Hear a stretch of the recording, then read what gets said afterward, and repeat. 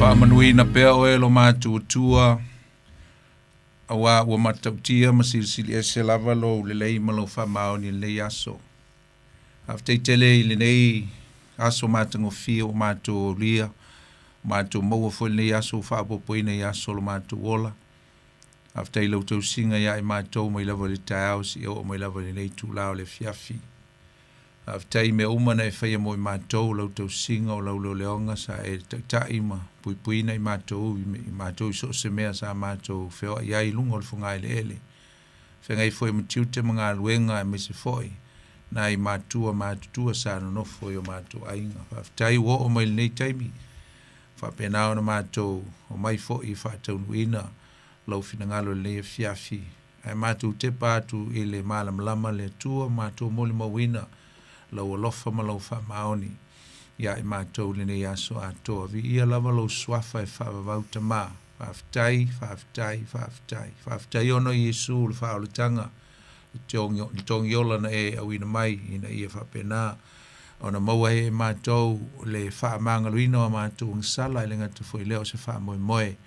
Mo le ola e whaavavau umana e saunia mo i mātou. Vi ia i lau swafa lene i pō whaaftai me o malava. Whaaftai lo wanga le lei, whaaftai lo whamaoni, whaaftai lo alofa tu noa lo mātou tua. Vi ia oe whaamavau. Mātou tui nātu fwoi le nei fiafi au ao le tua le mātou Paul Klame. Ia alofa mai e whaatasi mai.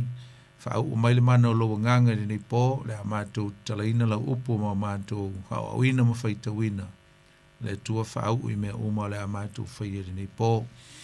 Fola tula upu ma tu fatu la wa fionga pa ia e whaalongo fo i au tangata ma le a mātou ma futa le nei po ia whaau u le lato whaalongo whaau fo ia i ma ua au na e whaia lau fina ngalo umalawa fo i le ngā luenga i tu mau ia te oelevi inga o le whaamanu o le whaane i tanga fo i mai le whaatau waa ia i mātou talo le tua mai se lau nganga i lo tunu i fo i nisio a inga o lo whapena na ui teimi whaingatau no lau walau pa ia, te talo ia, whapenau no o i te lau whamawhananga o i fwoi nisi o pangatia, ia ona o whawhita auri o soi fuanga nei, meo mawhati ai, a meisi o whawhita auri o leo langa, pa ia tulo mana le nei fiafi, a nganga pa ia, whamawhanwhanaina i lantou, e lau lava nganga i nei po, ia, whamnia mai le mātou mawhatanga le amateina, a mata oe whai ulava oe le nei po, ia i ulava mea uma tu mau atu ia to elevi inga e whavavau ono Jesu lo mātou li i o te tālo tuai. Amene. Ia e whatalofa atu foi ma ulofa atu foi ni fiafi i le silasi o si o tātou tunuu Samoa mwhai tātou mafuta nei pōr tātou Paul Klame. Ia o tātou Paul Klame nei e peona masani ai o le tutu le Upega ile Loloto ia sun fuata i tasi le fōua māsawa le wali mai ma leo auna. Ia e tātou te mafuta, ngā lulua te fo ia a wālawa le upo le tua le tātou maftanga e peona masani e sung fōte tasi, whata alofa tuai ma le nganga fifia, le nganga whaftai, ia ona o te tai mai ia i tātou, ia le fiafi e fifia lava fo i whata alofa atu iso se tasi lava o mafuta ma whaafonga mai le pō le tātou Paul Klame, mata mai lava fo i maunga telesi ia pa ia, maunga iti le fiafi a maise lau foi o auna pa ia le tua pa ta alofa atu ia te utau le fiafi le suafo i Jesu pa whengainga mautou fo le tua i so stovine ia o tapo e mai foi ma mafuta ma whaafonga mai le po pa ta alofa atu ia te utau e le suafo i Jesu le tatu li ta alofa i so se sa mo lava foi o mafuta mai le po tono o whalepui tono mo tangase ngase lenga te foi leo tono o whainga luenga ia maso se vaenga fo nei tunuu o lo o maua mai el tātou Paul Klame ia elenga te fo ilea ia leo o atu ia tunuu ese o lo langi so se vaenga o le kelope o e mafuta mai el nei po whata alofa atu ia atu tau nei fiafi ma lolo soi fo maua ma lolo langi mama ma lolo sa ili ma lo ia e whata alofa atu fo inisi ia o lo whapenao nasi asi mai tono le ai tele au kilani ia family le tu saim fo fanga i fo sesi o stembo mo nei ole fa fonga mai ai fa longo le tatu Paul Klame le tu le Upega ile Loloto fa ta lofa fa to atu ia to il nei po ia e fa ta lofa fo ile sunga ia sau nei po ma to nga lue atu ia ma lo sau nga lue ia ai le ngata foi le ia le ua to e mafuta mai ma atoa ia tinole o tama nei po o mafuta mai foi le au na sunga atu rangi e pe fo to se le ngata ngasa sol tino ia o nai tutungia foi no fenga ia vi ia le tua fatalo fatu lo sunga tu rangi ma lo so fo mo ma langi ma ia fatalo fatu lo sunga fa fenga poni nei fiafi ma lo la vale so fu lo sunga fa fenga ma lo foi le na lue ia vi ele li lo to mo ne no tante pero foi muita mafuta i ne fiafi fatu no tante ko la me praise the Lord ia tu fatalo fatu ia ngata foi le fa foi le pa io lo tanto no o lo pa io fa fo tanto po la me ne fiafi ia ma lo le so fu tanto no Samoa ma lo foi le fo lo manuia le o tanto mo fo ni te mo te usanga o lo tanto ia NOV lo sunga tia tini io ngase vo le usanga vi ale li fa tele tu le na ile te ina mo na por fa so fu tanto no ia me se ia tanto mo fe tanto o le mo ni te mo te usanga ma lo so fu malo lo ia ani me se file ta ni aso ngalue po ia sa vale mangai manai tutte manai fufu malo so ia le tu ia te lo to mo fo malo sultino e pe ma se ia vi ia le tu lan fa malo longa pe nei sa no ia fa pena la vale so i fuang dei i te mi fo i mawai nga se nga sultino e fa tai le tu e to e fa fo i me la vale malo to fo ia i tutte e pe ona ma se ia vi ia le tu ia o fa pena la vona salong e su atu langi ma de to e mo se fe lo ingal tolu e vas tolu ai o le a pe te montua pe a sakalia e na ta pa kai pe le po luma le titi to ile perfect le ngai luma tua o hakai ia o le o sakaria o le tolu eva ia so sakaria o le tal no ia o le lava e tau fai na ia fa uma ta si ia uma nei o le ale fa na tinti lava ia sakaria wa o le e a fo tatu te tala no e fa ta ua tele ia le nei tu si sakaria me se fa alinga le po ta si a valu no vaenga e se le ta ua awa e fa ilo mai i fa alinga nei le ta ua tele e le ngata o le ta ua valo anga ma mea na ta watu malongo atu le fe au mo le nu o sai ta i le taimine a le tele nei valo anga ma perfitanga nei o lo o ia se tulanga o le fatau wina o lo valo ia mai ia le tele o mea o le va ai ia nga o lo va ai ia nga i lumana i lo zuntu lang ai mai se lava tonu o le afeta usanga le o le millennium au ila i le vaenga le la tatal no le mata upono o le pi falling mai e la vea tuai ma le vaenga o le fitu tausanga i matau li fo la le fitu tausanga o popuanga o ia kopo ia po le fitu sanga o le vai o salo na fitu fulu o taimi o le atua ma Israel le ia le vai o sale tu toi fitu tau sanga o le vaenga muli lalo na valu le miti le a Sakaria o le o record mai i le mtau puono e o lava el fai mo o lava i le fai upo e valu o inale mai ia le last portion po le vaenga muli o le falinga a ese le taua a waiva ai el tutusa el tulanga le tutusa le lei o solo fanua po le ata a tole sa i o tulanga o solo fanua i tau mai ma le falinga ma le mena a mata i falinga le falinga mua falinga mua le na tala noa i le se taimi o tuana yatu o lo wingala e pi fallinga mai na a mata e le fata waina mai lava o le vava ai o le atua nga i lona tua sa tele inu ese ma le fa umatia ina o malo e mese o malo o fawina po faina o faia la tu fainga malo i se tulanga o le fainga fa papelonia po le sistema papelonia na mata i le mitia Sakaria sol fonua i e fa a le o le fa linga lona valu po le vaenga lona valu o le fo to e fa ai u ia i sol fonua lanu e fa lan e fa i lo mai le ta u tele o le tulanga o le fa alia o le matautia o le atua o ale la tatal noi mo kariota e fa o le toso so le fonua o le winga o le ata o le malosi e le ngata o le malosi o le tua a le malosi fo I o lana puli the sovereignty of God a tau loso le fonua o le winga o le taua o le winga o le tu o le divinity po le tu divine judgment le tua o le fa masinonga tau I le tua o kariota na e fa ilo mai ina e fa tau lava fo I ele fa tonu ina le o le fina ngalo le tua yan fa msinonga execution o le fa msinonga pol to sa o le tua anala ye fe mai e fa e mataulela o kariota o tautala I le tua o le numero fa e tautala I le lololangi o le numero fa o le numero ale lololangi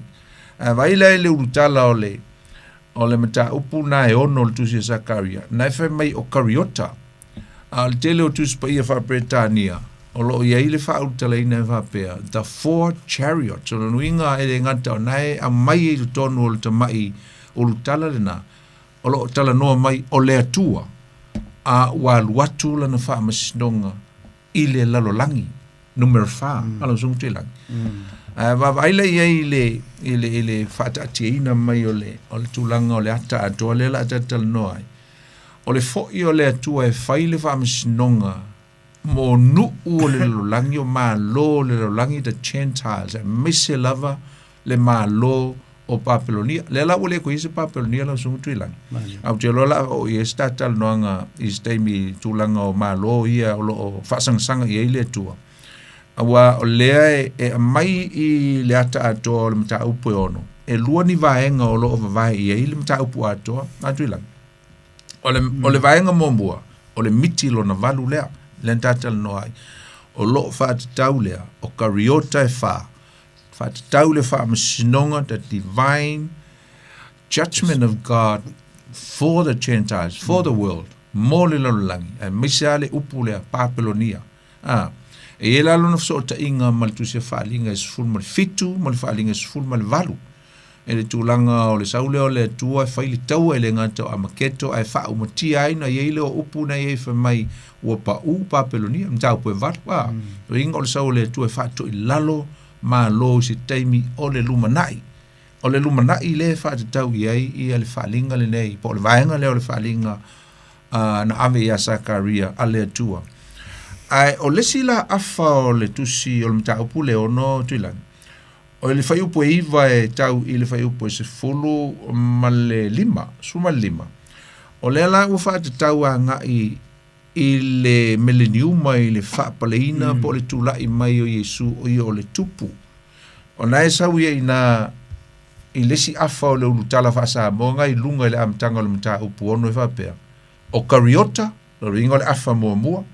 lenga o fai atu ka unfa ufa pe o kariota e fa loinga o le fa msinonga mtau tia le tua ua sau I le lalangi a le va alisila a folo tala ngai lunga na va pe o pale ali o Yosua a fai taula le afa masale stay mi ava no fai tau I tau na la fa te tau o Yesu na e fai o Yosua ngai fai masui a representative nina ia le la po Yesu o lo va taula le I le fa paleina po le tui na atu ia Yesu ofisa nei e lua. O ia o le tupu, le tau tala le taimi o le millenniuma. Taimi e nufu tupu a Yesu I lona malo. A e wha awina fo o ia o le ustaulang sili. E lua la ia ofisa ngai fe mai I le vaenga mulmuli na wha awina I Yosua, ia matau li fo la o Yosua. Yosua le sau I le tala lea I le ia ele o Yosua fo I lea na o mamose, a o le Yosua lea o ia o le ustaulanga lea na tofi fatasi e kuresa o le tupu o Persia me taim Persia e o e faile manu o le sina tofi o ia o le afo le kovana le lile o seru papelu ai tofi le lile o Yosua tofi a kuresa tofi mai o il taimi ali o mai le tafanga ai tofi tata lea o Yosua o ia le a fo iatu o ia le a fai mausi taulanga matulela le na uta uso anta tau e foile dia na uta utalo nei fo ia le o tofi mai kurisa le ustaulang e watulo lo ringa lo fina ngalo le tua na tau ya kurisa longo fai atu nu a watulo o le me tau no fai le manu manu le o tofil ka muta le tai kutufunga o fo o seru pa pelua o ia lan mata fa yo o fai o fale o le tua ale fo ia i male ustaulanga ka pawala me fai o le fa top o le fai ngol manu ai mata dia la le sonti lai o le ata ato o le mele nei ma me ia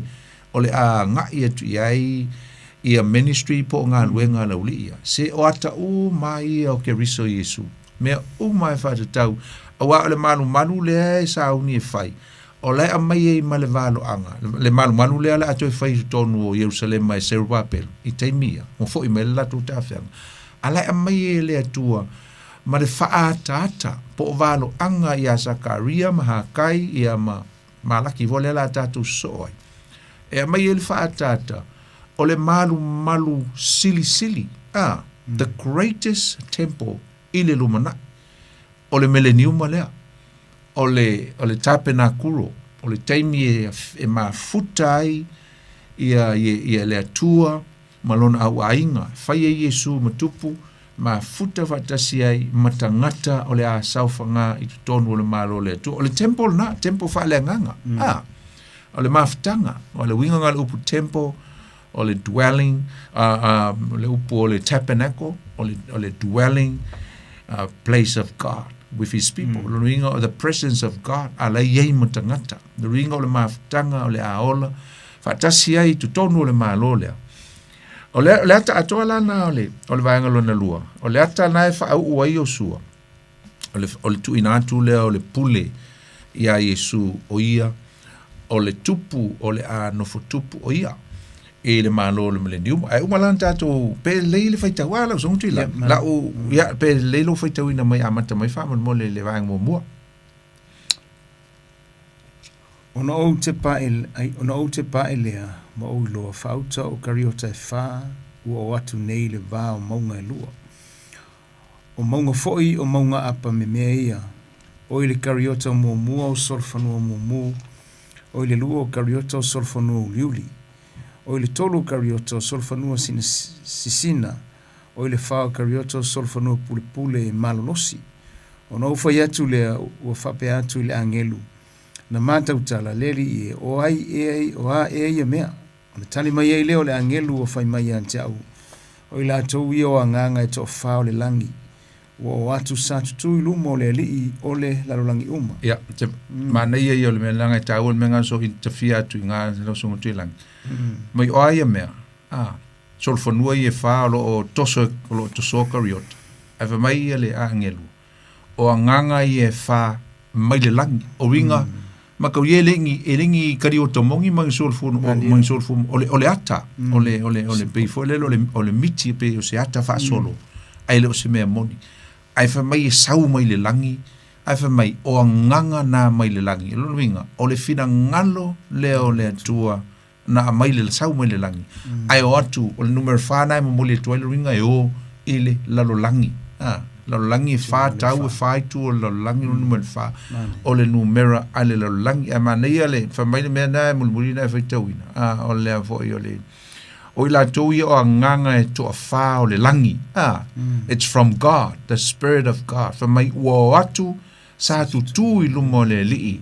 o le li o le lalo langi uma taua i o le fasfai taunga o le swafa na o le atuanga o fai lo mga refer ya Yesu the Lord of the earth o lo vinga i eilo na valo i eina o le tūlanga o Yesu o le afai o ia matupu o le lalo langi uma the Lord ringa e ave o le taito e ave nga o Yesu e whaati tau iai o ia le o le a failo na malo le isisi malo o le ave se uma malo o le lalo langi pa upa pelonia ai tu lai mai na le malo le tua istemi lumna mana ia malo o le fai pulova nai le fai pulova ngai fai ka fai peon na wa uma le lima le ono le la to so mai la fai tau fa mo pe fai isi me fia fa popo mai ia le la fai tau le fai peon o le o Yesu fanua uli e alu atu ia ile no ile tu i matu mai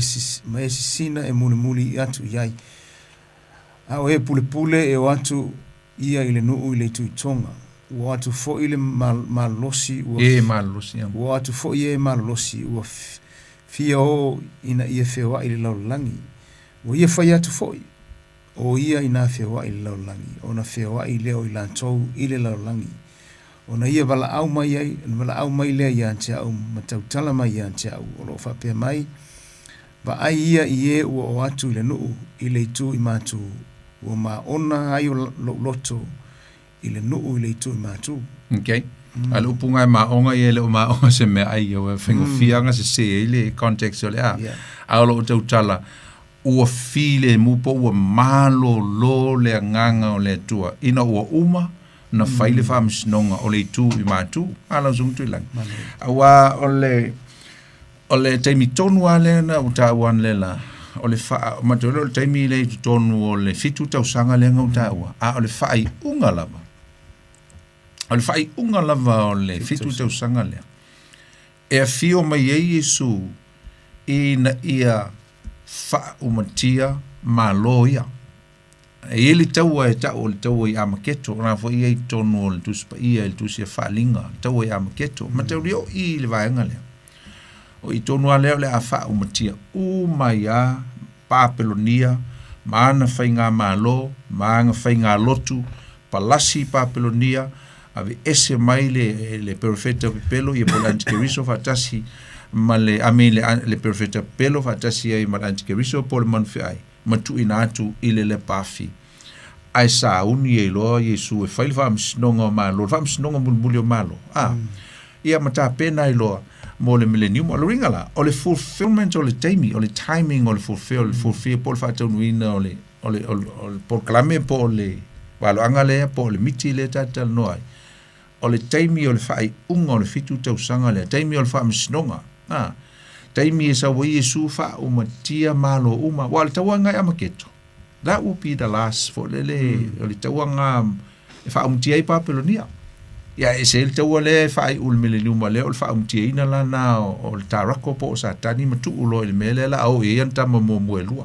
le taua lava le taua i amaketo o le taua le na e whea ngai ai Yesu ma fili ma lava o Israel wala sungu tilangi e ala na wha umatia malo nei e meise ale malo i mātu ma le malo i sifo al ma le malo i saute ngai ta uma o tonga e ala na wha umatia whainga malo nei ona o lo lato te i le nu o le tua ia matangata o le tua le ala ua o mai taimingi wale tue pe foile le ua pe o le whaailoa le te i le nu o le tua le taimingi i le tele a o malo i ni lo lang e o mai le taimingi le conflicts lea po le fete na inga lea le mwhaina na lu ese a o lea vo ila i le spiritual side le spiritual realm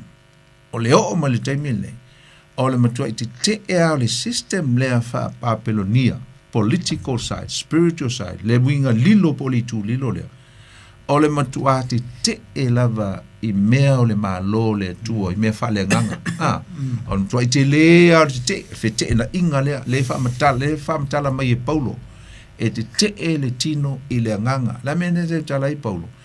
e te mea wha le tino po mea wha satani po mea wha lolangi po operation ale system o lolangi i ka koke iai nanga o tangata i le kele o kaka i le kongo kaka atheist kaka te i le atua tangata i le fia i le whalongo mai le ingo le atua i le fia i te talo i le swafo i Yesu Keriso o tangata laia they are rebellious e peia o le spirit o Papelonia sayai e msalo i stemi tate tal noi mata o atu i le foi le roots mal gaming amata mai Papelo meta o le te ai mna tate o pe anga ile ni ti o toso esel tam ta ala so mutu ilang ala ma le o le o va nga yenta faita ya ke o pe se met visa no la so mutu ilang i pe foi sa se le fa po porta ya ai i fa il fesi lo sunga pasta no ko fa popo ko le va nga le fai pule lima le na ya tali le la ngelu le tali mai le pona sa no pe mai o la to yo nganga ye to fa lang do man ye la me na e fa mata o le nganga ai o le mela le to ile ile fa tu sa o le o le power po le sovereignty o le atua Yeah. inga saunua i le tu se kori tom sol fanu i le malosi la le le malosi la le o le atua o fo le o te nofo mo baba ai mo baba ai fo pio ngai saunga pasta i le taimi le nei i malo i o lo fa penga la vonga onga a kensa isa la i lo ko poso i lo la o ka kilo ko ia taimi nei e o mai le taimi nei le feta tu pokala me i o la vo fa tau nu me so o mela le fetu lo fam lautale le o tanto foi tau nei le fionga le ima le ma le faalinga le ngo le vanga ave ya sakari le vanga ngelo sakari a le o ka ku o mo ke mi fa o le melo o tanto va ai foi lai i temi nei i malo Israel malo ia lo ka kilo ko le la matanga nga o va ku malo ki kele e tu fatasi e kencha Israel i le power la io malo ia ai ata tu foi taula i le fesili le lange il fa tu sala ia kariota ia ma so fo se fa le o mai tu manu fa o le la la o ingala ta tu te lo ile ese o le malo le power le tua ia ma malo ia ta no le tau tira ngai vai e ma ofo fo le loto pa ko va vai fo i malo sio ngai malo ma la tu fo me tau me tau tia ia le tatu tilo ile me o le von fatati le tunan por kalame ia ma o le tatu o ia o le simela sunga pas le tatu tala no le ta upulia it can happen from now on it can happen for le me so si kai me happen le me lo sikia ama karo le fito sanga le tatu no ai ia nga faka ngulo lo pe na tala no for millennium ma me fa penga foi il fa tupu ngona man fa tupu na tu le manga yo mta upule te no ai e mai selanga le ngata ona o le tata no ai ma fa mta fo ya langa lo tupu o lo tupu yo le nu o le tu le temi nei l'officile fifsile ko lo sunga pasta fifsile tu i solfanua pe tu sa solfanua ia sa i mta upule te no i solfanua sa tu se faling ele so ta ingo sol fanua wala mata ele so ta ingo sol fanua ele miti ngo fam talanga fo vaso tua mal vaso lente nei le tele o me ele kai pe masanga pe identical ai fa linga ya lo ia mal fa linga yo ani e o fo ele fa linga le ta no vang mul fa linga e fo lo no so ta ingo sol fanua ia le na fa tu len fam tala mal sakaria lo no mata upuelua fo ile amtanga ile miti mombua le fo ila o toe fa matala mai ile fa linga mulmuli ile mta upoyono o lanu lava ia e tutusa le lanu ai o tu fo ila ile fa linga le lo mta upoyono na yeso fonua ele lava ia se senga mateulela o lanu o solfanua ia le ai tau mai o lanu mu o lanu luli o lanu pai ia polisina o lanu sina o lanu pai ia ma lanu pule ia pol to inga tongi fo lele lanu fapenga ma to le lanu mu pela na sa no tu la ma le mele na tau mele tupu nei o le atangia mai vai upuia ta fai tawina nei lenga fai tawina muli ana nei tu lang e atangia mai ai fa mai e o atu ile lalolangi ai yo o ile fai unga me umane le wo mai sol fanua ile lalolangi e na ia fa pena na la to faia ale fa masnonga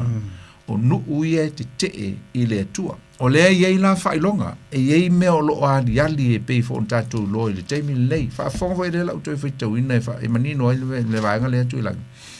mai wo atu fo e malo losi sol fo no nei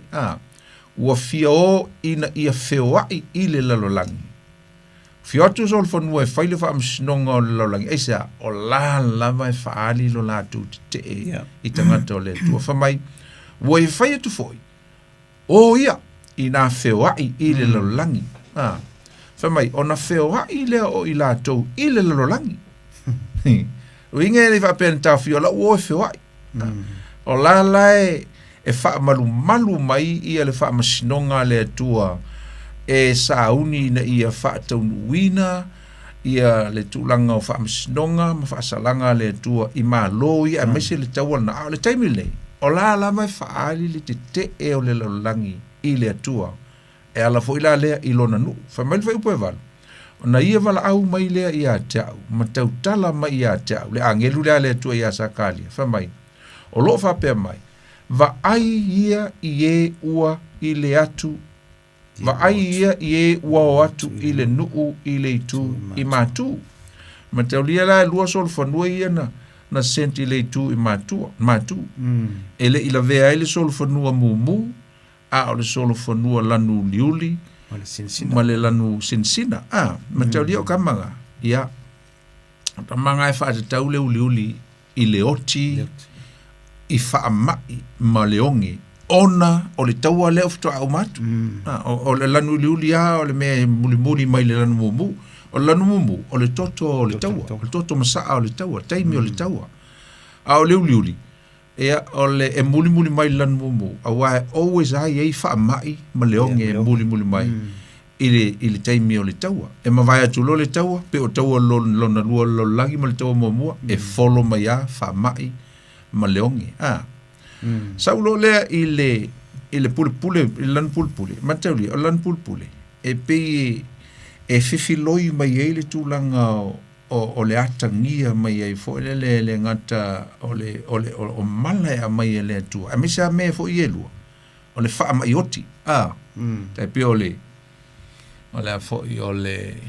COVID leanga oso mai nge i adato. Me meanga ka o fo le wha mai oti pestilence whama ioti.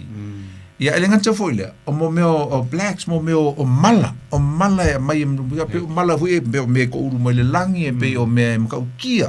O le eko e mau se vai ngā o liu toto le vai kai pe o me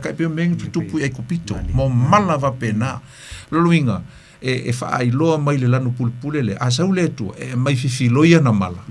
Ia e fiu tangata o le atua e alo. Taimia o mai whaasalanga. Lono winga. E matua asau le tua lonto. Sa asau I me esi.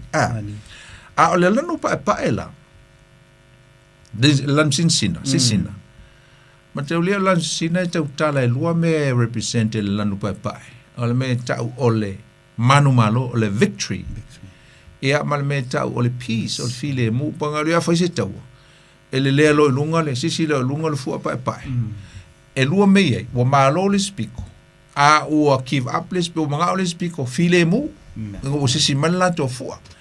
e man tau lia o lela tau tala I lan pae ele o tau tala I se file mu le leipo se manu malo a ke riso Yesu o lo tau tala ele pule ma le manu malo ia I o le manu ai I lana taimi pu wa le la abatu ai ma tau lia belanga e sisi la usongo tuilang o le tusia whaalinga lena e fisili o lo ngai sol whanua ele mta upoe wha. Mta upoe wha e amana ia sol whanua. Mta upoe ono. Ngai ia sol whanua. Mta ulia la o le sol whanua ngai, o le tangata ngai whamai ngai ti e le sol whanua, pae, po le whanua, sol whanua sinsina. Ele o wha te tawina ia Yesu, ele o ti e mai, ele o Yesu ngai ti e mai ai. O lo wha tau, I le manufe ai ti e mai o ia le ai ele si sol fonua sinsina ngai pe ia le mata upuiva ia po le valu ngai ele si la sol fonua ngai ti e mai ai la le kerisomonia o le li le mo mai ia makauri foi le la tu ele tu le ava no ma le pule ai mea uma ma failanga sawa failana mioleanga failana faifo mai tanga te ia tia failana failonga lono winga o lana manu malona ai sau foi la malana file mu pe pelo le se ele no ole tua ole le ata le na ole falinga le amino o sol fanuela zuntu lang e fa tau uma le ngata ole saida le tua ole tu fo ia le langi malato tu langa o me ole ao ia le ngata o mala ole tu la I mai fo ia le manfi ai wanga ia so va vai nga I ngai le ele mtau pe ono lo tfato tu se falinga so fanua afa mai no vai fo sa o vai ai o vai tu le fa out fo o sol fanua sinsina wa ai a fana I le o ti ai wa vatu fo ia teia le pale ali ona alua tu le o ia ua manu malo pe ia. Ka lia inga ele o tautala ia Yesu pe no tautala ili taimi e sa wel man ai. Ia e whapea ia le a pule ile. La forever lana pule. Ai sau le ai o la e hold le atua le pule au. God is gonna be still in control. Amen. Ringa nga se taimi popo. E fia nga o le tolu ma le afa tausanga. Wa o le si tolu ma le afa. Ia o le taimi o le file mu. Wa fiko sanga le afa. Le afa. Le afa mua. Ia sau ila na tama mua lea. E fai le file mu, ma fai e whenga inga e tono le afa mua. Ai sau loa le manfi ai mo ia. Ia na uta ua lau sunga tui langi vaso lea. Wa ngalonga u wha maal maina langa walungi. Ia utui whanonga longa il mtau, pula mtau. Sa uta ua i e lua manfi ai. Ai lea i le lua ni manfi ai. E le lua. E tasi a le manfi ai o le manfi ai e sau mo i le sami. Lea e o le teitai o whapol kiki, po le teitai malosi. E wha mai e iai malesi manfi ai e sau mai le lau ele. Tau lia la. E le whape luangi manfi ai. Tasi a le manfi ai nga o le li le sau mo le sami. O le li le e me o le manfi ai sau mai le lau le ele. O le perfecta pelo. Lo ingo le tu wha le nganga. O le spiritual side of the Babylon system. Langa e lua i tu o le tu whapol kiki. Ma le tu e wha le nganga. E tasi ala le manfi ai. Ai control umai le spirit o lako kama o lato whaatama. Control le kālako o le spirit la i whamai a mai e le kālako le pule na te whai ai mea oma. Lolo inga e ngofo sifi. Ia e ngā luluele anti-keriso po le manwhi ai. Ia a le fo e ngā lue aku e mombo ngā lue aku le perfecta pele kau whaingi i file mo mangi saingi ngā pīs mangi me whape ngā male nu o le tua male lalangi. Le system fa lalangi ngā le a whaatupuina le taimi ngā tūlanga o meo saingi ngā whenga inga o le file mo ala zung tui langi. Ai mulmulian nei lolo na pipelo malana whenga inga ma Israel. Ina o toi whaasanga atu. Ia, toi tuli le whine, pe raisa o le tuspa ia tu se wharing, toi tuli le whine, oi le whine, Israel. Toi tuli le tunga vao, langa e mga ina ia whasiotia. Ia, e se foi la le, a iele pena siri lau song tui lang, el mana ia langa lisi teimi e whaitau oi, a vai e wha fo i solo whanua ngai sa waina, a voi il wha mau whailonga, a mai solo whanua mumu, el mana ia lau solo whanua mumu le lau song tui lang. Ile vai ngā Sakaria. E lei se ministry so for no mumu. Ngā ale au ia to tonu o lo faile. Ai fo linga mai la tasi ar so for no le ia to tonu I so for no ia fala junto ilang. E pe ia tangia mai ai. O so for no le o lo ti ng pawal so for no ngai ta o ngalanga le se me fai ai vai ile vai nga mo le miti le ngo fa to Sakaria le mta o pulu e por tolu ngai ta o me so fo. E lei foi se merso fo no mo fai ngal tolu ale ko o mo foi vai ngale tatal noi e mi si arso fo no mo e fo linga mai ai e pia tangia mai la utamate ole so fo no mo pa wale o so fo no ngai representing Yesu le te mi sa wai il tawale amaketo mai fai ele ole be ole atal na ole so fo no mo ole ata ole totom sa il tawa ia mantaulia ia le tau tel tonu ia e le ngi ko sa a tu pul to wanga pa wal benga feula tu ele tu o le afi mai lo no fonga e pi o me fa tu stusa o me ata I loa le matau tia o le tu ma le me o le ai loa le ma lo la ngi papelonia le I sili atule le matau tia o le tu e wi antu atule pule I le manfe aima ma sa tani but a temporary e ngā ni se taimi po ai sau ale tu e long time fa mai a wa alanga mai ua pa u papelonia fa fianga fai fa to pa u papelonia tele malo ka tai o mana ia le fam talanga le ba ngelo tato mtau pune filo sunga pasta o te loa ua manino matango fifo fa fonga tato no mana ia le e tulanga le tala no ia mai e before la tala ni fa tu te mo so la ile matango fio le mtau pule tala no ai wa o le singa fesiri fo ile ia e na fa pelo o te tofsile to yo tulanga ile fo ile le fa tu so le o mea te tala no i whalinga lea, ma le mea le wa, ma mea te tupu ke mingi, ko inga le ina ia mawhai o ngā, pe iesi whaso ta inga, pe iesi whaso ta inga, o le mea le tupu nei. Awa e manga ia mea ngala usunga pasa, i fo ile mo le sila fia fo i tanto au, e ma se tana leo whafonga, ma tato tunu, i le vaenga le wai, o te leo mea i le ngā wak pape, ia, po lai mo kupu inga i taua ma, lai mo kupu, lai mo whatu inga, ioi. A le umanga i tato no mta pule, wai, o leo ke e pe hona e se whamatala ina ma o, ma lo tilo zui mta e pe ia, o le a ngai atu mai linka ngai mea kupu ma kimi ngai a Israelu ma tunu o lo whaasang tau ia Israel. Venga sa ngoi vaenga ngalo sunga pas. O le me le stau muteina o le me la o me e tutupu te mingi o valo anga o tele o valo anga na uta o le vaso lente nei lisi mea na fitau ile le iaile le vaenga o le miti a Sakaria le na uta no le vaso lente nei. Ma me e tutupu nei i le tūlanga lava lea o le fetena inga o le tū o le nu o le nu o le tua ma ona fili ma ona tangata e le mawhai ona it's biblical o le tū fo e lele pēa vai e mai lava ia Abrahamo e o mai lava le te mire nei e le ngata o le whengai ngā Abrahamo o lana whanau e se tina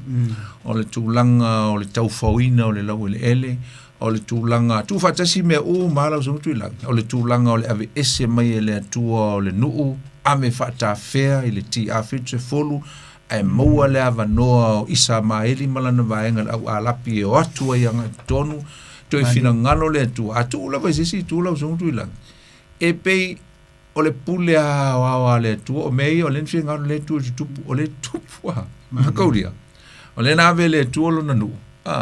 mo le tele o tausanga mai le ti a whitse fulu se teimi umi ti a whitse fulu e o mai le tasi iwa whavalu lea na toe fola ai ma vala au o lea o toe ele stete o Israel ina wa umal tau alo na lua lalang toe wha fo i lea o le rikada ua koe fo i tangata o lea tua i o le o mai le teimi ngei ia whalongo e sa lo alata i le 2 miliona ia po o vatu lau fo i stemming e kwe ropa la update la ila whai o tangata Israel ua fo i talu mai le tasi iwa whavalu o toe fo i maali ale nu o le tua i o latu lau ele ele ai fo i atu ia lau whaano no fo i ele tua ia maudia ele whapela ngofo ia le tua i sa maeli ia wha veike na pe wha avangoa lau ele ele le ai ngā vese lo au ai ngā vese ele a vese a lapi ia le nu o le tua le i o le tua ne tua nei e whaatangaina ia tito o te aurama e o so whai ia e alanga whaamaonia le mea nālau sa mutu ilang na tangi Yesu ma wawa ai i pāo Yerusalema ma le ai Yerusalema whamai tālo whai i le ai Yerusalema o i tālo whai whamai e le taimi e le toi ti e le simaa i lungo le simaa o le a whaatafu nei la pinga o se asu a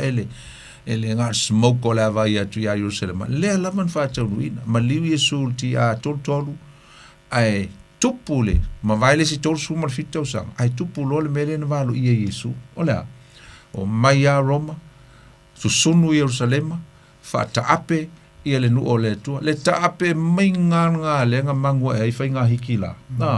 Ongo milionga e la whaalongo ke ope 3 milionga pe ope lasa po e mantua le a whai o tangata Israel I think 6 millions le a whai o tangata Israel ngā susungu e hiki la ilana o ngā aisa le holocaust ona o le whailele o le mea na whai e le tua e te lolo sungutu ila ngala na whai e le tua le mele i Israel o lātou te eina o le lātou misia wa anga wape saulo Yesu kalia lo ele ai ma se toe whaata ape ina ele koe kupu le melen kupu i Papelonia sta whianga ele toe tupu le melen tupu i Asuria ta whele si pito e lunga ele toe tupu aisa langa nga saulo lātou misia talia lo e azompo ia vai leo titila tu Yesu talo whae lo nu wau sau ele talia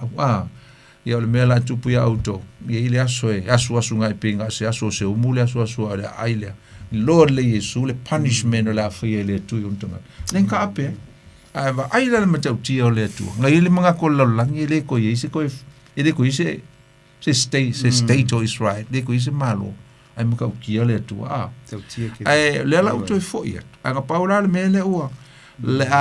ele faingo fier ko o Israel e kai peia o le o Yosua ma le nu le o menga e kupito they have to fight maka vo la vo fiu e kau fika pa la fainga e se le mosque la ia ele a fo temple mount ai fo ia le kongo Jerusalem le mosque le ia il faut la fai lungo me fo mongo moria por mele sa nga ton wal mele sa fa sa tauroi ia sa ka fa sa tauroi sa ko me ko nga ko mongo moria o le sacred place nga mo tanga te Israel ala o fai ma sacred place o tangata Isamael tangata alapi aisa langa o la ko fu apala o la ko fu ko inga langa la kari o ko inga Isamael ala la wa ku ngai ka ko moya ele ka ko alo fa ku ya ese ku pe ya se sa sa pe ele tu nga ui mo kwa ko ke le pe ka vai ku lai me lo so tu ila ka ke alo fa ya ala ka ke malam lama o le punishment ale tu but at the same time ale kai mi lava le just ta tu te lo ai ya le foi ta uai lo so tu ila o le foi ta u mai le fa dinga mta pu fitu fa mo mo anganga lava ia fa mai le langi foi tau atual tu sila fa ringa mta po fitu e fa maungia ia e mai la voi le langi o le fina ngalo le tua ia ele ngata e fa o atu mala nei i nuu matu nuu o lo langi ala fu ia fa ia mesala e no ja on kwa ko kela ka Israel e feo ki e mei fa mai la ele foi po fitu fa ringa o ma vai atu ia mea ona u loa ai leo angelu e to fao tu mai tu e fao le lo langi o ta ofi matangi e fao le langi ina ia le yangi atu le matangi i le fanua po le sami po le la au po se la au tasi wa lo fo i le tasi o angelu wa ia e le mea lu ai le la wa ia te ia le fa mau fa longa le tu o soifua wa langa ia mal le tele angelu e to fao tu ina atu ai la tu te ia la tu ia fa le anga i le fanua ma le sami o fa pe atu aua tou te fa leanga i le fanua po le sami po le lau se ia ma tou fa mau fa ngaina au na lo ta tou tua io la tou maulu ia o le valanga po le mena o le va ai fo ia ngai i le lumanai le ata la va tasi o le valanga le i le mea o le o i le lalolangi i le lalolangi o le ta tou te va ai i mei tu tupu o le ata lava fa papelonia o le te lava o le malo le o papelonia matangata o le langi le teimi nei i le atua le a lai ona sa le atua e fai lava msinonga a le fo e tatu te lo o lo iai le alofa o le atua i ona tangata e tu sai la ma le valo anga lea valo anga lea e pi fo dinga mai o ngai refer awangi iai a se mea e so nga fai a mala ia o mafina ngalo le atua e fai se i fa manutia ia fo lele ia tangata o le nu o le tu o le a fa mau fa i longaina ia po le salau fast food fa fele ta tu te va vai e tu yanga lu mai loringa e ia lava le kea o le tu i ona tangata Mali. La le sauni e le o mai mala ma fainga ta ma me ia ai puipuia pe le tu o ona tangata a malu lo le tu ua fo lele welo le tu o sanga le mon tangata ma wo ta wol mele fa tu la ma wo fo le taimi o le tu te lo po le lava le fainga ta o me e tupu mai o mo fa pe le fayunto e mo o me Israel o la tu la wele a o le taimi o le tu Amen. a o le taimi sa wele tu ele ise me fainga ta le tu la fa ali ele tu lo no mtautia ai te lo so tu langi a te ri sa no mai o lo te va ai anga ile taimi pa o le taimi e to e mo o mai ke roele ai longa mo o mai Israel o la tu la wele ele ia ngau ele taimi nge fa me o la tu la wele ele mo fenga nga la to mo le tu pau lava le taimi o te tonua o ia o le a la tu to e mo ai mea uma lava i tu tonu o lau ele mfa tau nui nai le fenga nga le ala to ma per amo ele nga to lau fanua a o tangata o le taimi e to e fio mai e Yesu ave ese malo uma ma le pule va papelonia ai fa ulu fale loa le malo ke riso i lunga a me tu tonu o le malo le mileniuma te longa pau nga le taimi esa pau fo inga le taimi o le valo ia mel tu spaia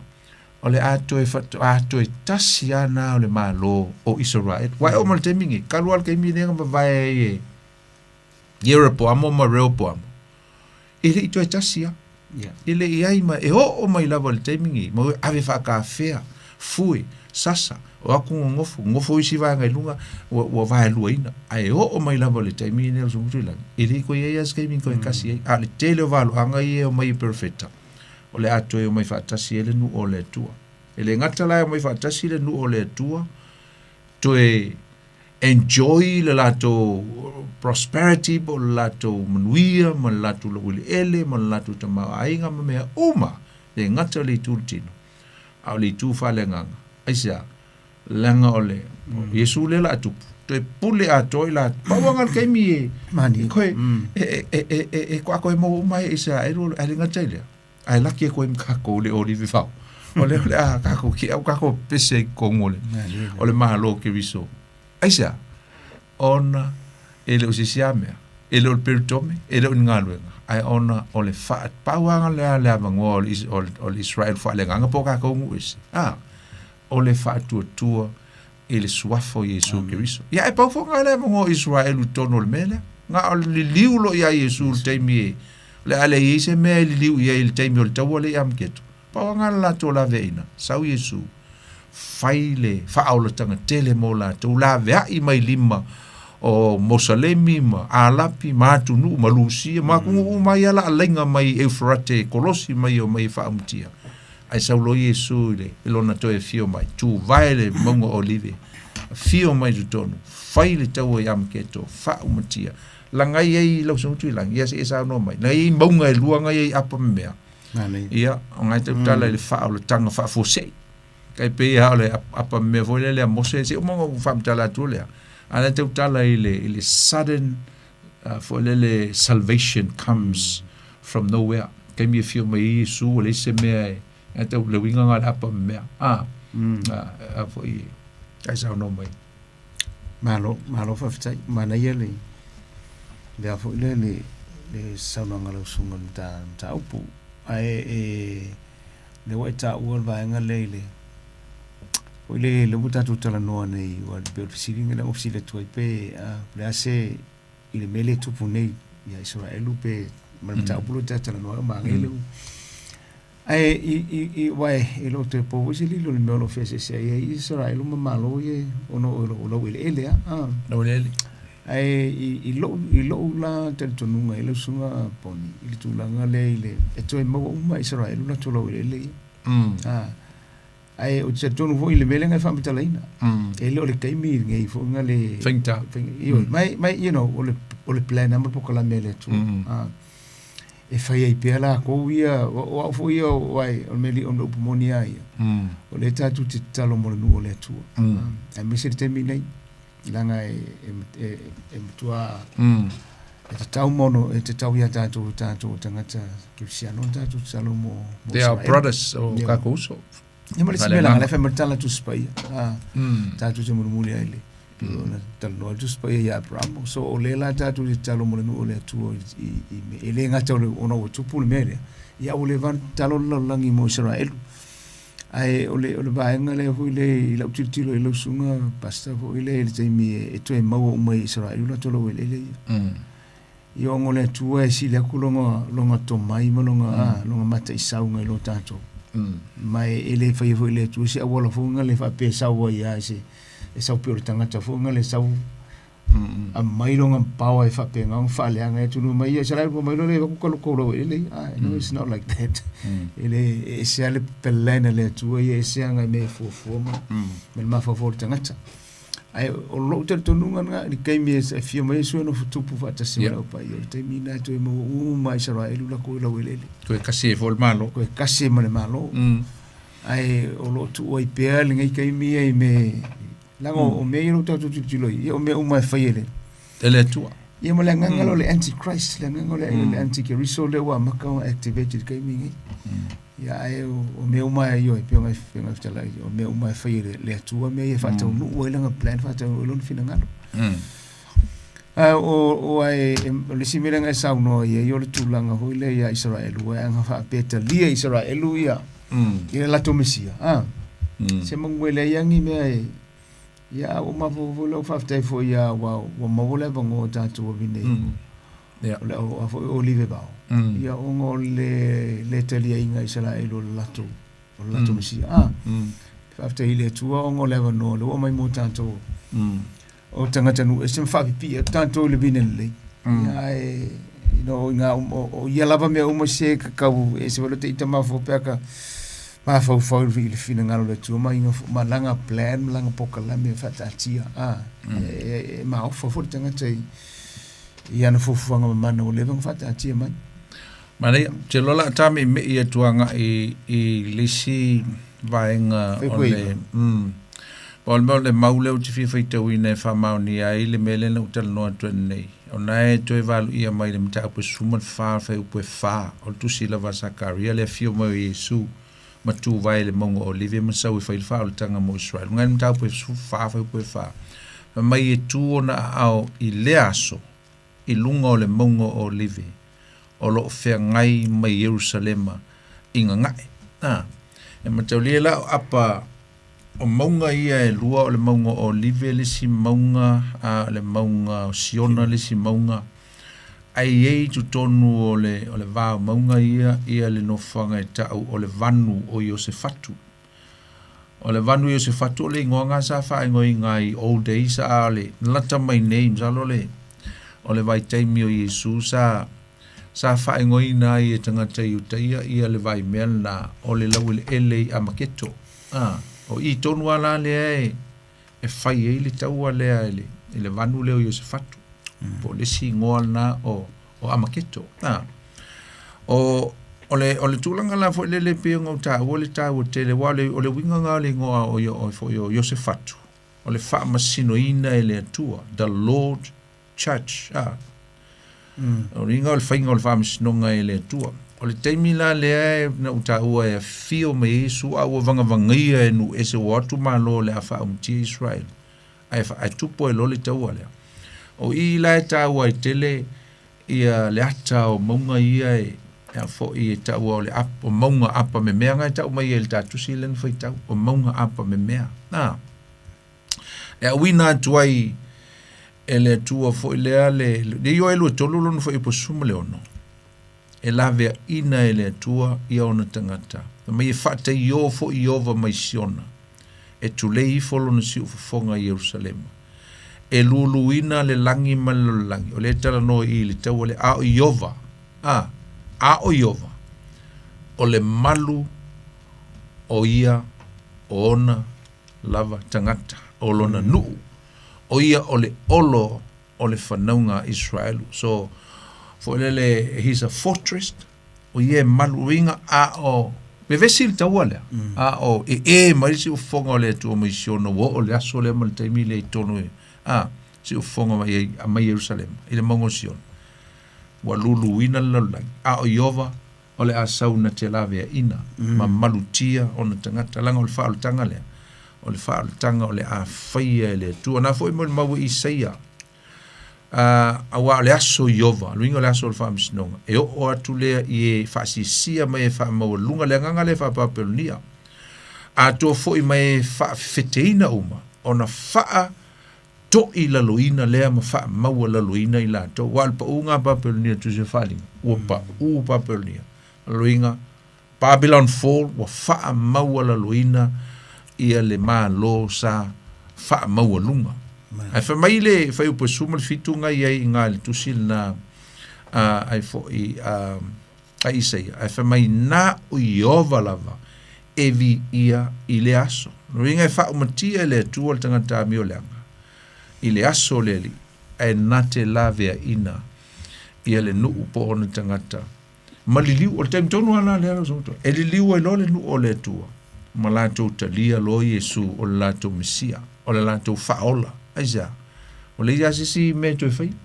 e vai ku nga le mala pangal me le wo mai nu ese un kwa au fa kasi papelonia male la langi o atu e fa o matia i la to se o tata la noa i le tu langa fo i lea o langa leo va tu tale i vo tele lo so tu la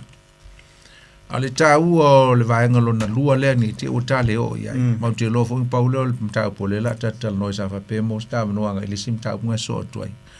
A o le wha pale ino Yosua i le pale tupu, the crowning of Joshua. Kero le ngolo Yosua e kusa lea malingo Yesu no le savior. Ai o le wha i unga o miti ne e valu po vaenga ne e valu le wha linga le ngave a Sakalia. Na watu e se wha to nunga e le tua i a Zakaria. E aluna te whaia le wha unga. Whaia le wha tino le mameo le wha pleina o Yosua e whaima lua vaenga. E whaima tupu. To e whaima o Staulang City. Ngai le ta upule ono alon whai upe ono o la vai le. A whai upe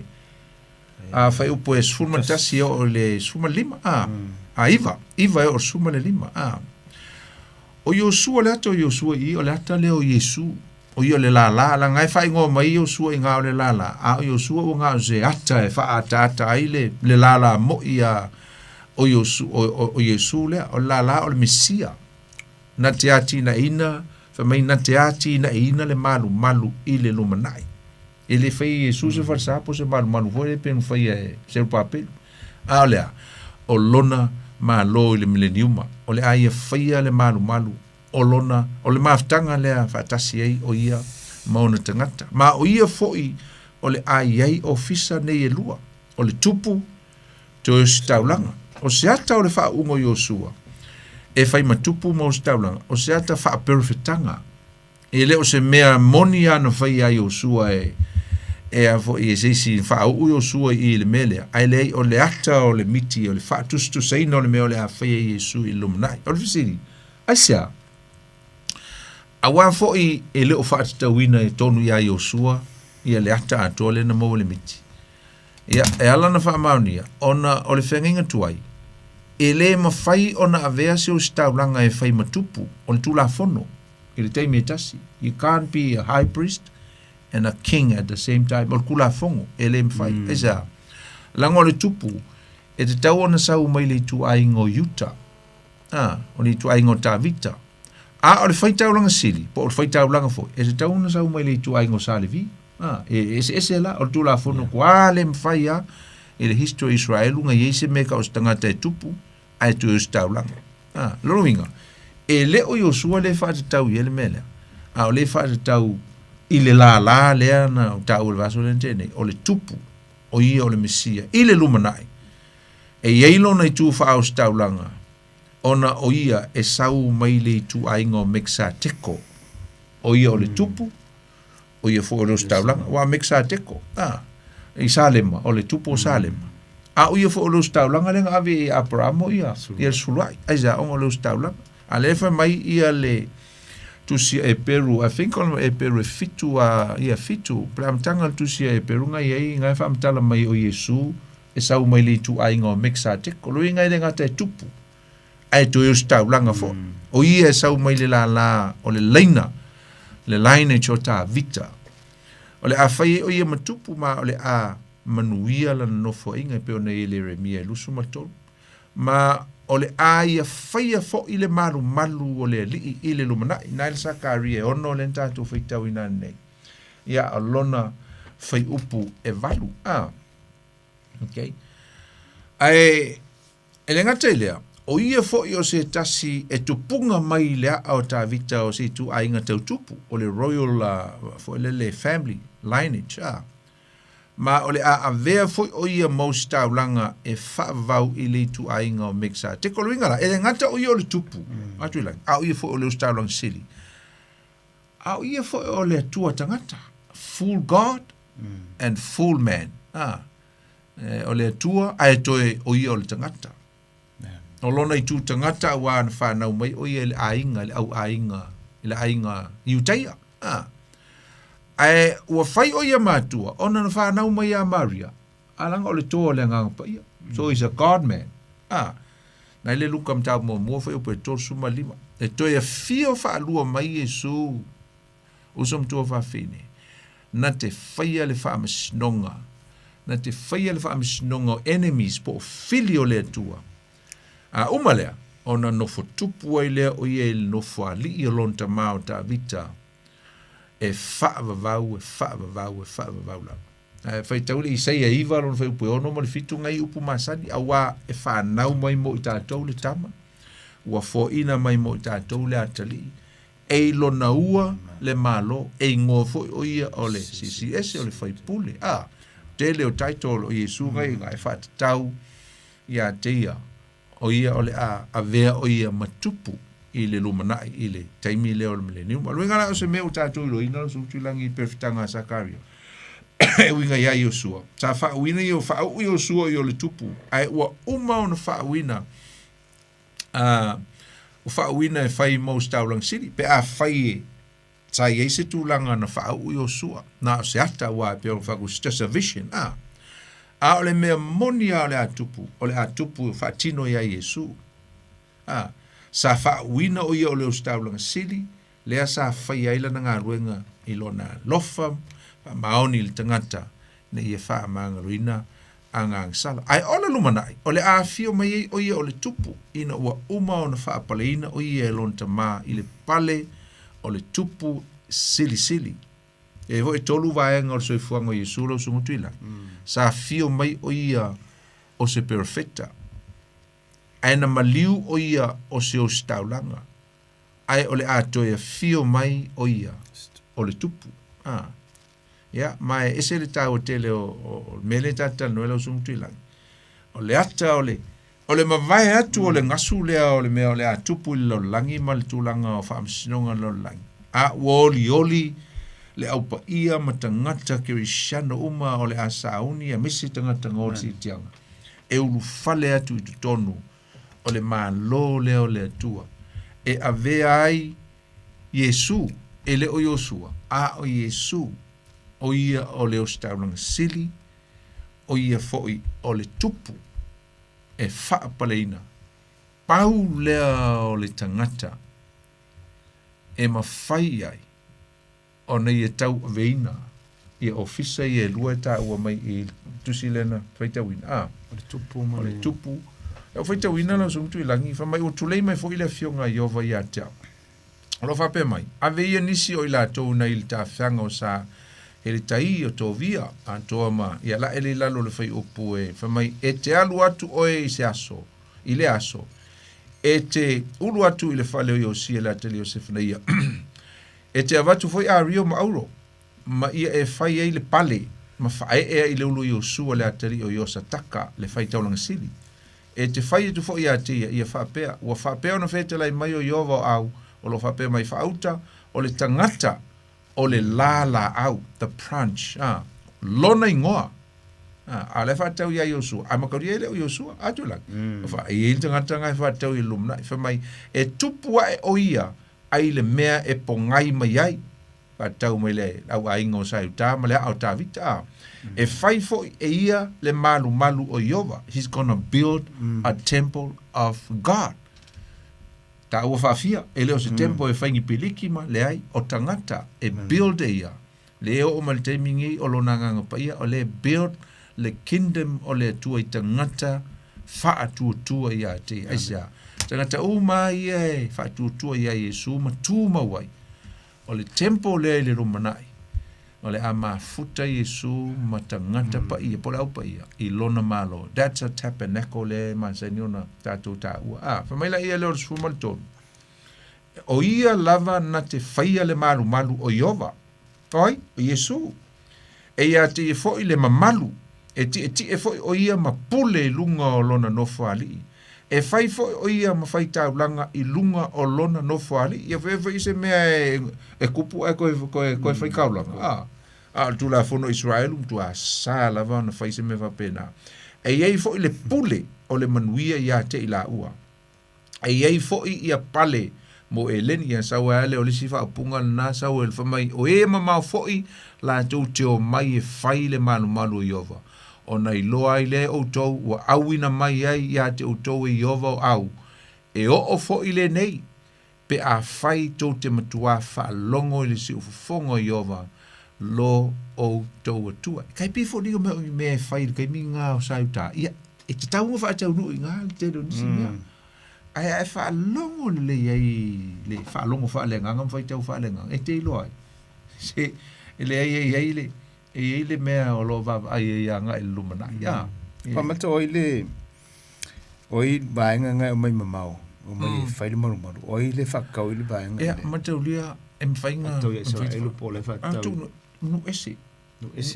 mata ulia o Israel ia pe o la to pe o kaka kongu ai o ngala malolo so tu la a le invite o tangata mamao mo kaka ia maka ri fo ka ko ka kwale ia mase but yelo tel tonunga o le privilege le pole ia maua lunga le a leo kako makari ongu ese tato leo mawal fa al tanga mawal tala le ke risu la kako mele fai we are building le kako kia kinga inga ma no le o ka la unga le o ka mele fai ke mingi o ka nga luenga le mo le ma no le tua e ati na e le ma no le tua mo mo sia piriki ia tu lunga mo mo sia piriki aisa o le nga luenga tangata o mai mamau yo kako Sam kwale ya mse ava ngoga ko fayele me but we have a high privilege o se ava norma wa lunga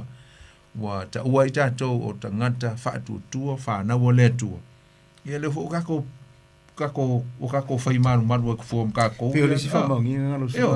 basta o fa ma ninga ngai fa ma ni ai o tangata o tangata se le fa tau ye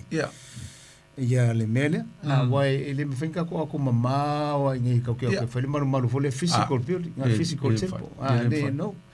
ai pe o menga te lo e sa o melenga sa ngo o le tra no le maru fa le manga fa si ngo le o tangata lo no te voy sa ngai ta o ele apostolo Petero a me pe ke mantonga ye se luor Petero se mta upunga fa mai o tato o tupu fa mai o tupu mau stau langa sa upunga fa penga o le nuu pa ia o le tua fa mai o ati ya le fale yo se fa upunga fa pena se le mane aisa langa le o ya tato le fo ile tulanga o le taliaina le taua miotonuina ona o le fa tua simply by faith or justify ita to ma ve ita to ma matangata fau marmat aja ka ko ki fio mal le ka ko ke le o mal le fa pe el mal lon to wa el mal lon to lui fa il physical mal le fa pe to fa na fa ta blanga le to fa tanga el man fa to fa le mal lon to wa to e fa se Israel mo ko yo la fa la ko fa nga ka ulanga ma ai sa ulol mang fa ko e fa le nga uma me nga fa e malonga mo fari nga fa mai o yor ke riso I fo ma ko im tangata ya ai sa ulo Yesu o yo le mesia moni o le ke riso moni e sa ulo kuli la ko manga e fa fo ya pingi manga pingi lan ke riso pingi male avo male perfecta pelo nga sa ule il tu se faling ma tu ina tu ila o ile le pafi ya e pingi mo mudi la ko si fi pa o male afete usanga o millennium na fe mai e loka o ia le afete usanga e no tu po e su malona malana pa ia se ia o male le afete usanga ia fo ko kala mai lo le ai kala mai fo ai sa fo ko e faila nga ami to te tasi a ya Yesu mal tau mo muri la na ole tau la na e fa sang tau ya Yesu ai tango mai lo Yesu ia ngongo mi le ia ka la ko po sa kangi le li la le si fil ko ko lu le wala o ifil ko lu ngala sa ule mta upu se fulu lo se fulu ya ai sa ule mta upu lo se fulu e o molonga ping nga ku lo le ile fo ile meo lo va penga nga ile nga fa upu lo se fulu fa mai upu e le o le manfi ai a to mon perfetto be pelo o le na fai longa i ona luma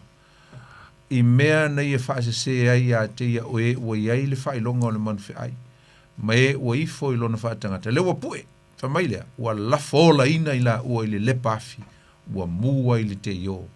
a we na tutoe o fasioti la to le pelu ma luatu na ile fonga o le te sol fanua ma onai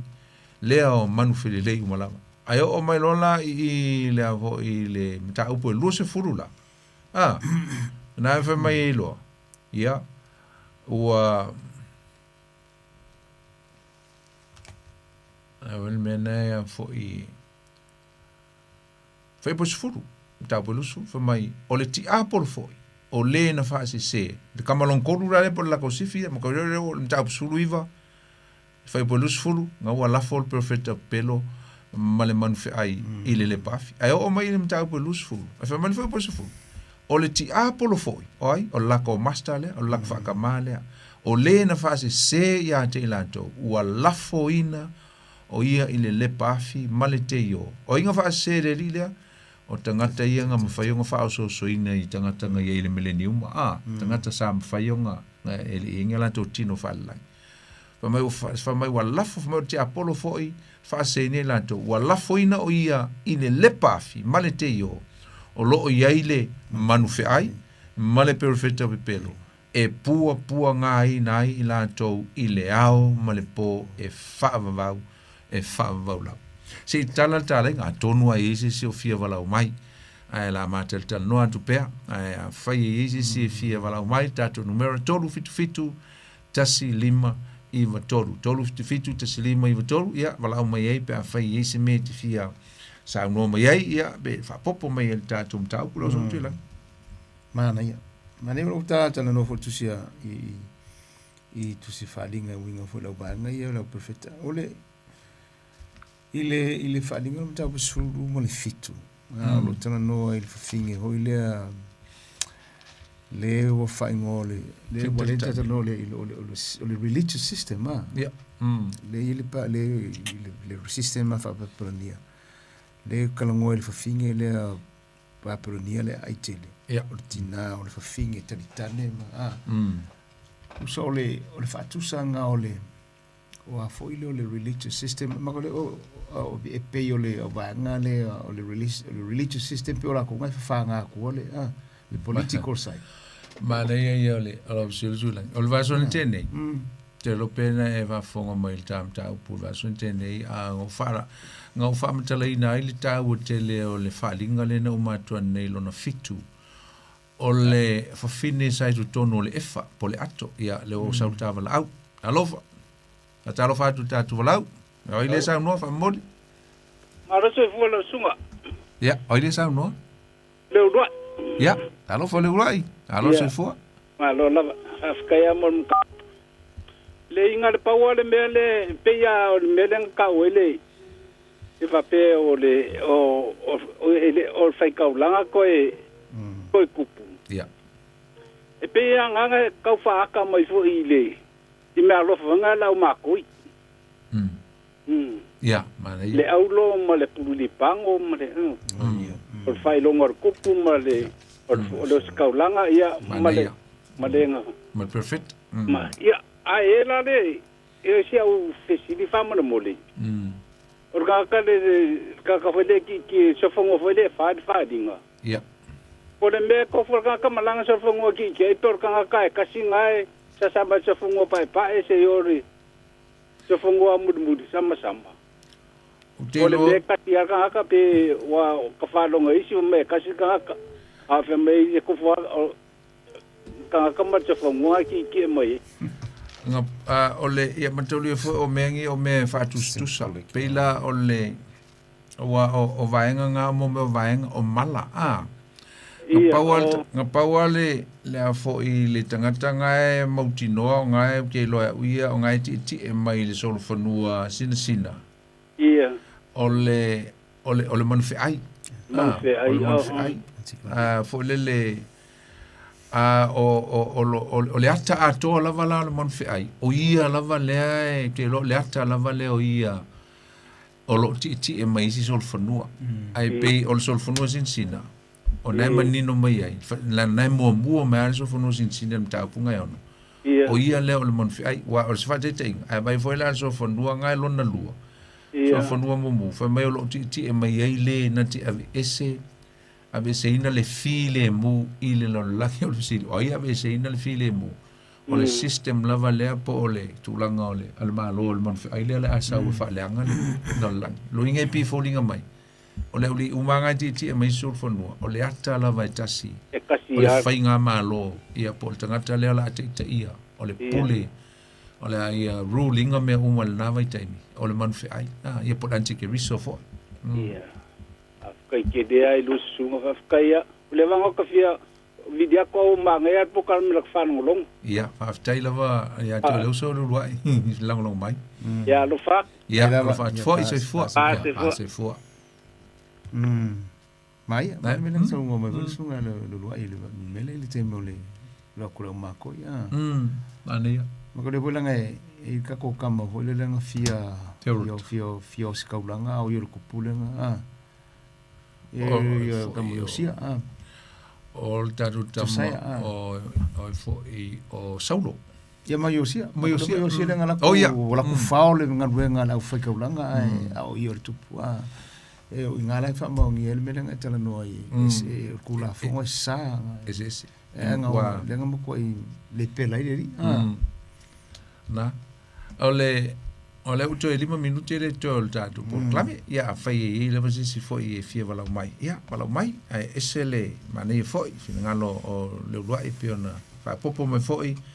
ya ele tua fa te la la le nga sa mo el vaso lente ni lo so oi o le vaso te nei nga uto tala ile meanga o le fa fini o fa mai te tala e ka kala ele ako ai ta oso mo le fini fa fo o le efa o le ato ai tu e tapuni atu ele fo ele aulo mamafa tu e tapuni ai ia fa mai la ele a le ngol fo fine nga sa wa ia ele fo tu singa fa linga mtau pu a sakaria mtau peli o lo na ngo o amioleanga le amioleanga fa mai la na tu e fa fo ia ngo angelu agents ale tu ave i papelonia o inga ave fai longa tempo ia matu ai ai tu le fa vai ma lo ngaton ina ia wong in faing to luesi ai o le mana ia la ia wa fo nga referring of la nga el tu sia faling o le leva na loka mai o le amio wa le amio nga o le finga ngai kongo le ako o le amio nga o le wickedness o le ata fo le sa o ta o le vasonte nei o le taimi le nei a papelonia o le ti ai le fa fine le kalako wale sa il mta upula na mta upula su mo fitu tu se faling o la ti le fa fine teltane ile tarako na mataulia la ole tarako ole ata le o fainga ma ole ata o satani le ata o fainga ma lopo me fa paperonia a la ti ile amioleanga pe la ti ile fa fine a mataulia la le ata o fine le amioleanga le ole ata o le ifo itupua o le anga sala pito sili lea na to asai ma le ai se fia o le tu ilona no o le meka o le idolatry o le muni lua fa le nganga o le ifo i tupua le ala i le fafine le no foi lunga i o le ata la e mino famteleina o tulanga o fainga lotu e o fa tasia ia le amio leanga a me se o tutonu o fainga lotu o lae fa pea o lae fai le tua lae fai fa tasi ma le wickedness ma ko le ato le fine o le ato le kalesia a e lo le fine le o le fine telitani a lae ti e fa mai o lae ti e lunga o le kalako i le fine telitani le sa tu se fari e pi fo le va i anga isi ata e matua i fealo fani ama cooperate fanga lue fa tasi i el fainga lotu male political side o le mea ai ele temi e koe whaaliu me el kalako ia koe pingi fainga loku stemi ia male koe i se mea to e paol me la fa mai ele mon fai nga wa ua taunga i fo mai ai awangi i ai koe fainga loku koe fai nga wa e ifo mai ai ia tangata umalo olo e lungo fonga ele alo zung tu la e pe malosi kelele e malosi te ila wa e ila sunga poni e malosi te le power le fingi le religious system e ngai lo le power le kalako o ile tu me fala te mine atato me te uli voi ke pe ora tato no Samoa e fai ya fainga malo e fisidia ngai o ile kalesia e o le alava la le me e mai le karisi pe foi le pe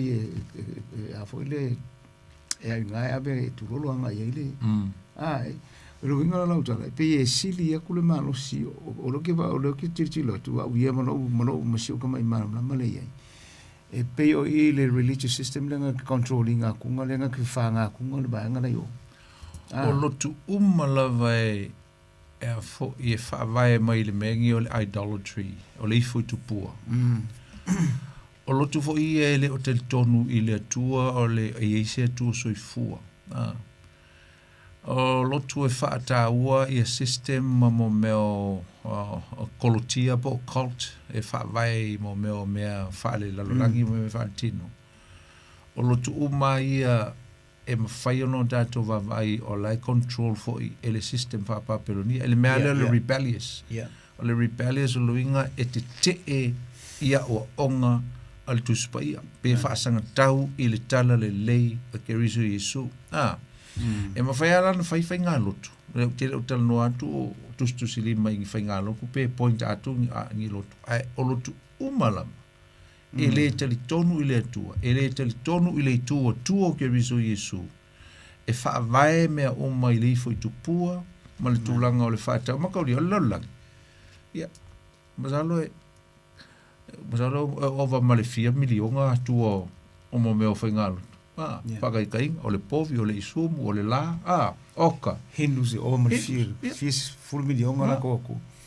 E manga ia mele o tata no ile sunga malewo la lewo a o mo tata ia ile tu langa nga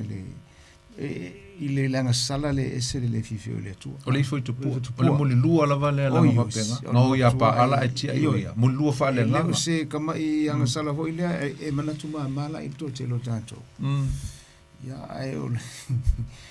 e ka kawanga fa mo ale atu ne o i tato lo langa e fuale atu ne me. Ya. Manga ia langa mo tata mi ya. Nane ia le tua ya. Ai le i te punia foi le fa o atu por clame ia na sina falinga pupu la valea ia te weini se fia a onga le tau sang fo ia ile a onga fa tu spa ia po a onga le Bible College le Auckland Pacific Bible College le a mata il fai ungo le masina o January tau sang fo fa Samoa ia mo tu spasi mo fo le diploma tasi tau sanga e fai le spasi tasi fo ile tau sanga e fai ai ia le diploma lo inga e lua tau sanga le diploma pe a fai o lo tau tala le tua e lo finangalo e te fia onga ma o tauina o e mo le finangalo le tua e lua po le vaiaso ia o na wala au mele o le telefoni le o lua tasi o lua lima valu tasi fa lima o lua tasi o lua lima valu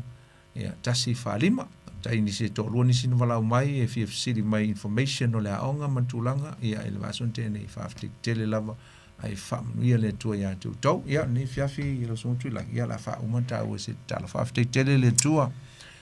le fiafi o fa wina fo ele ma por klame le folfolina tu ma le o ina tu lo upu wa le fa fongo tangata le po ia e tu ina tu o au la unga luenga lilo o le mana o le nganga pa ia e wha o atu ma tu inatu ia te oele tua ine ia wha o wha mausali ina i o la tu loto i eile mausali conviction i finangalo ma loto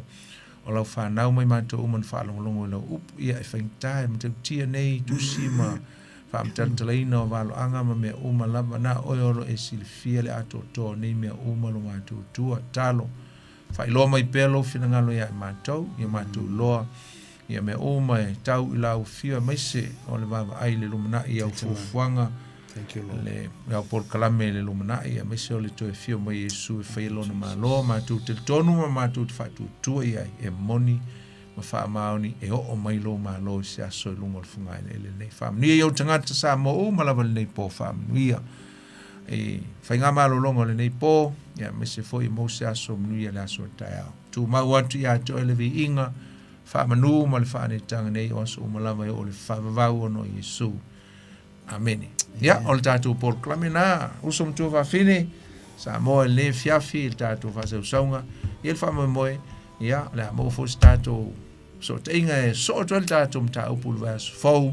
ia pe aulia tu solo ma malosi ia termine ia auto ona nei